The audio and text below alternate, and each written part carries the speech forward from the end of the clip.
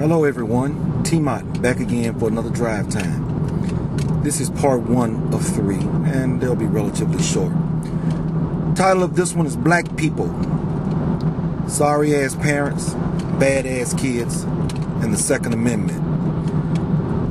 After dropping my daughters off at school this morning, a guy who works for security at the school gets off around the same time.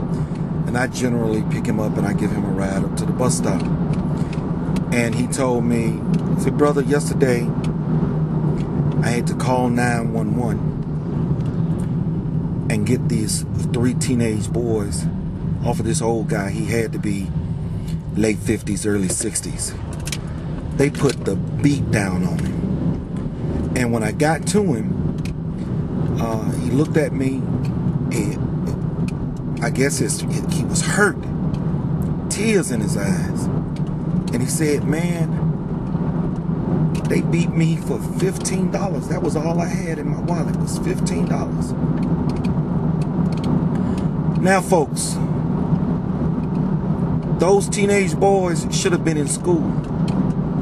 But again, sign of bad parenting, probably a single mother, and a father that has agitated the gravel and dipped. And they are running around not in school and out beating up old men. Now I guess you ask T-Mot, well, what has that got to do with the Second Amendment? Well, if you don't know what the Second Amendment is about, I'll tell you. The right to bear arms. When I was talking about the incident where I had said something to the young men about their pants, well, if you want to find out the whole story, you can go and listen to the video.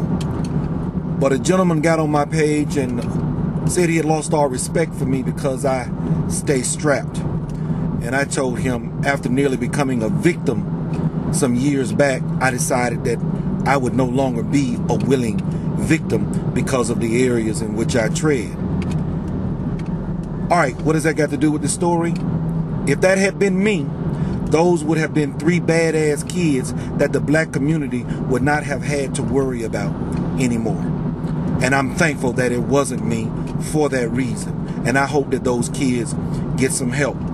But they are the way that they are because of their badass parents not doing what they need to do to ensure that their children are in school. And I'm sure the school has called and said they aren't in school, or at the very least, they've been expelled from school, and then these are parents that allow them to continue to live under their roof and not work, nor go to school. Folks, read it and weep. T-Mot, drive time.